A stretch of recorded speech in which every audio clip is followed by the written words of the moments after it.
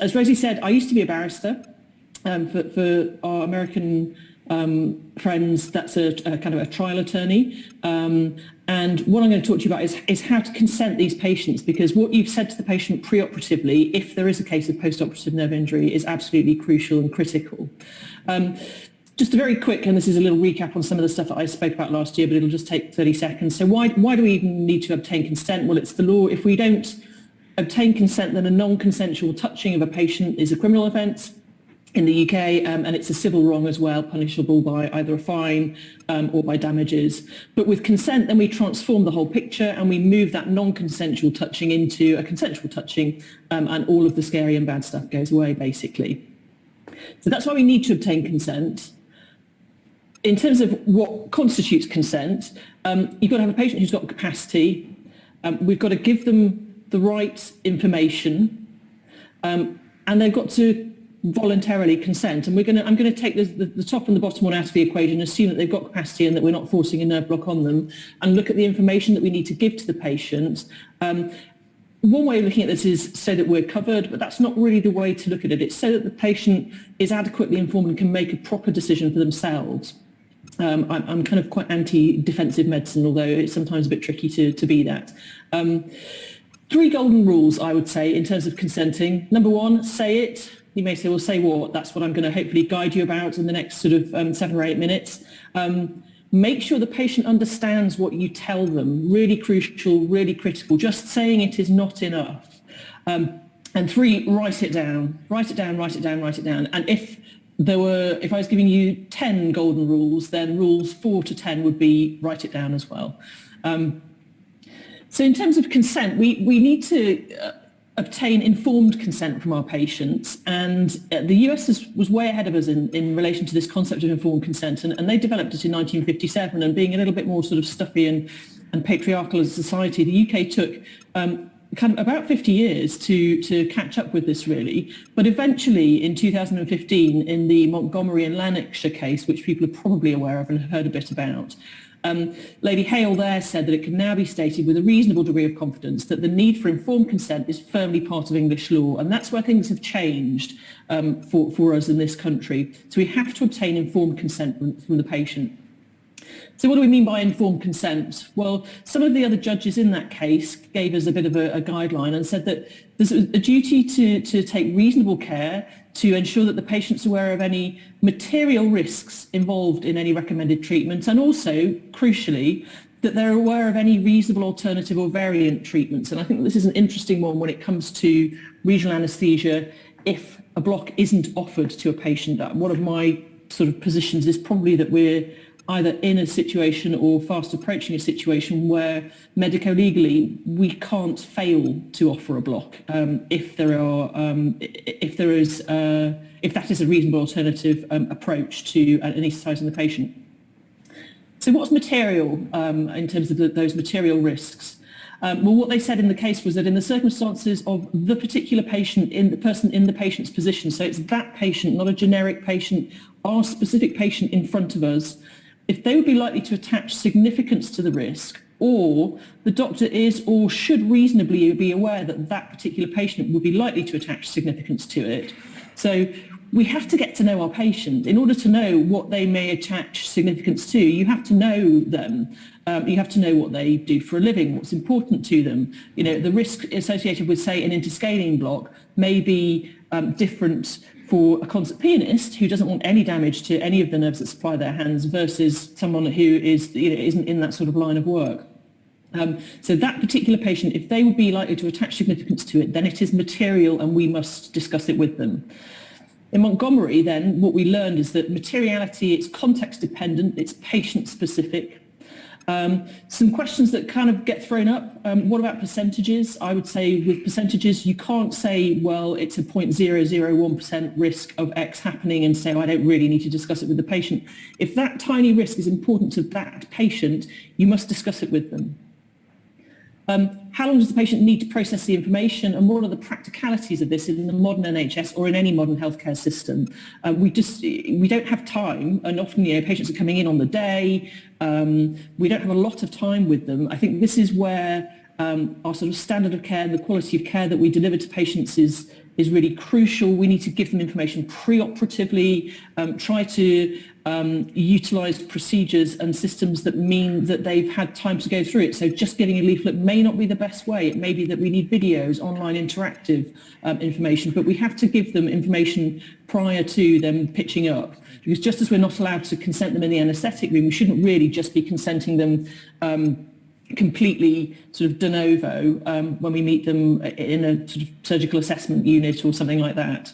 And how much do we ask? Well, again, these are all kind of feed back into, well, what's practical? But we need to be able to ask enough so that we can discharge those requirements of the Montgomery case.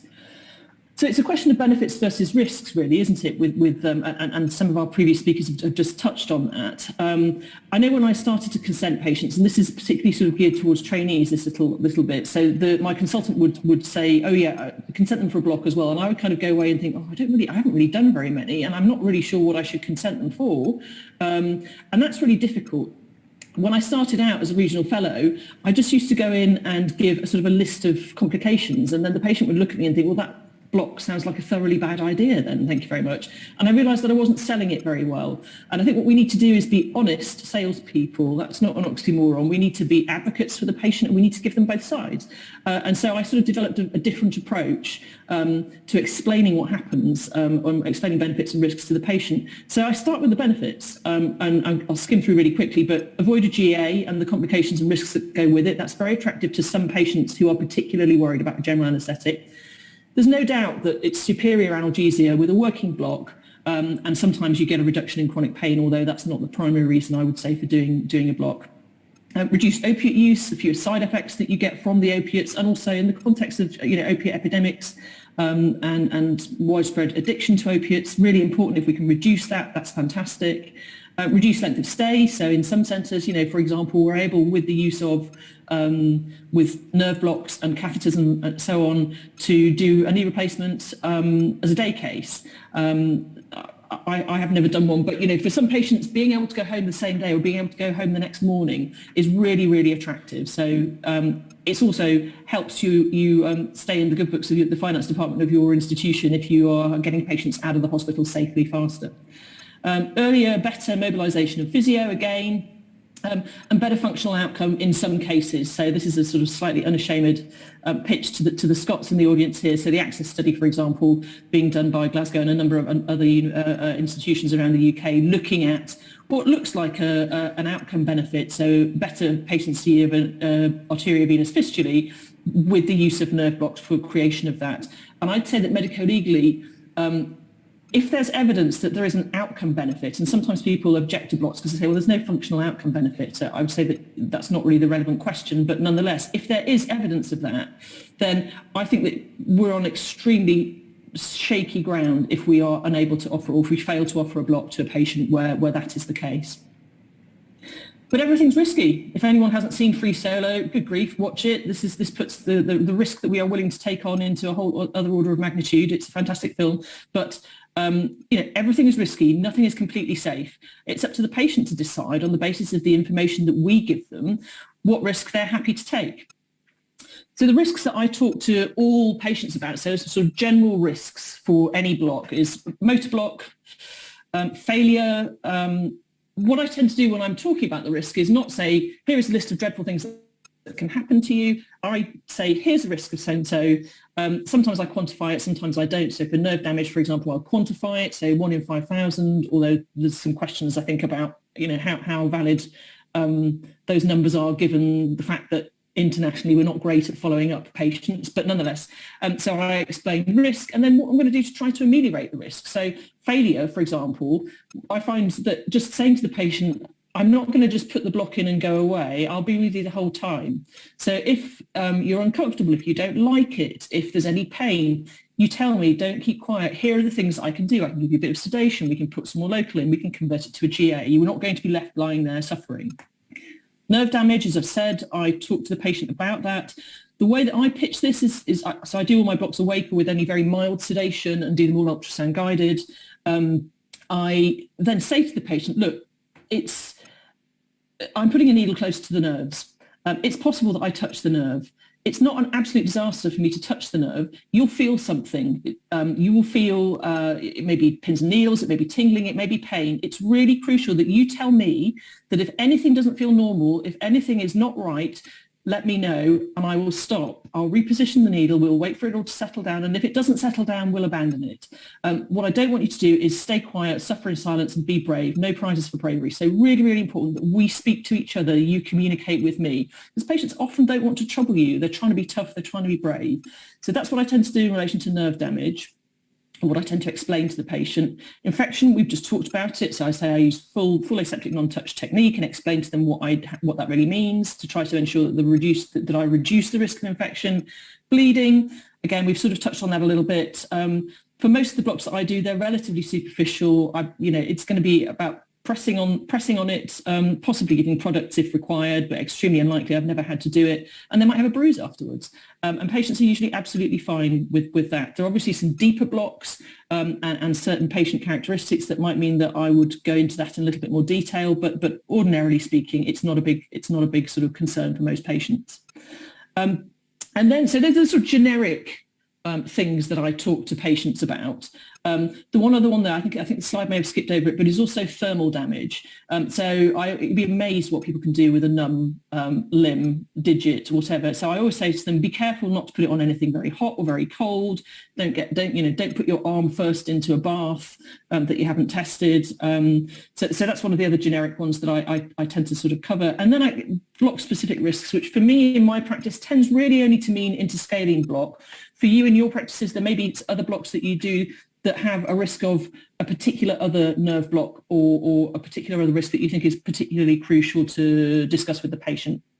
So for me, interscalene, I always talk about Horner's, tend to explain to the patient that some of the nerves that supply your face and your eyelids are in roughly the same location as the ones that we're trying to numb up to give you analgesia for your shoulder. In some people, they get numbed up, in others they don't. If you wake up and you've got a bit of a numb face, your eyelid's a bit droopy, please don't worry, you haven't had a stroke, nothing dreadful has happened to you. You're just one of those people who's been affected by this. Those nerves have been numbed as well, and as the block wears off from your shoulder, it will wear off from your face too. So difficulty breathing, in my experience, I've had very few patients who've had any sort of difficulty in breathing because of phrenic nerve block from an interscalene block, but I do just mention it to them and tell them that they might need a little bit of extra oxygen in recovery. And then there's always a possibility of recurrent laryngeal nerve injury, and so I do say to them they may feel a little hoarse.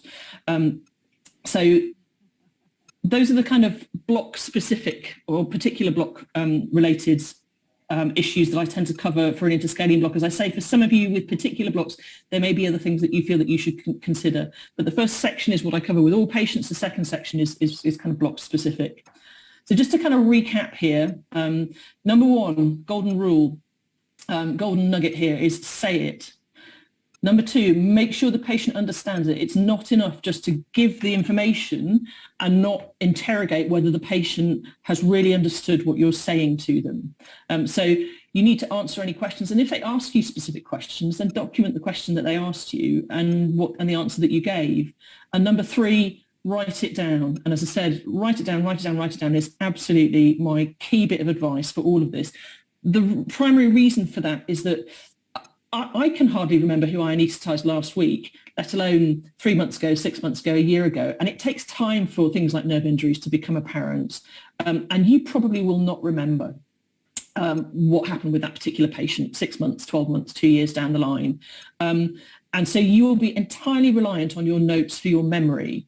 And one of the reasons that is particularly important is that in terms of a question of evidence, this is what I say to all of my sort of trainees and other colleagues when they're documenting, in terms of evidence, a judge has to decide on the balance of probabilities which version of events is the most likely. You can be being entirely honest as a doctor, but say, I don't remember, but this is what I would normally do, but I don't remember if I did it in this case because I do thousands of cases a year. For the patient, this is probably the only block they've ever had. They will remember a particular thing happening. They can be very specific. And just as a question of evidence, for most judges, it's going to be very difficult for them to prefer your evidence or give more weight to your evidence than to the evidence of a patient who seems to remember absolutely everything that happened to them. So write it down. If you have a complication that happens and it's a known complication that you consented for, write down what happened, write down what you did, write down how you handled it, write down what the outcome was. So I'm going to stop labouring writing it down. You'll be surprised to hear. And I'm going to pass the baton on to the next speaker who's going to talk to us about what to document in terms of documenting the nerve blocks, consent and documenting nerve blocks that we do. Thanks ever so much. I'm going to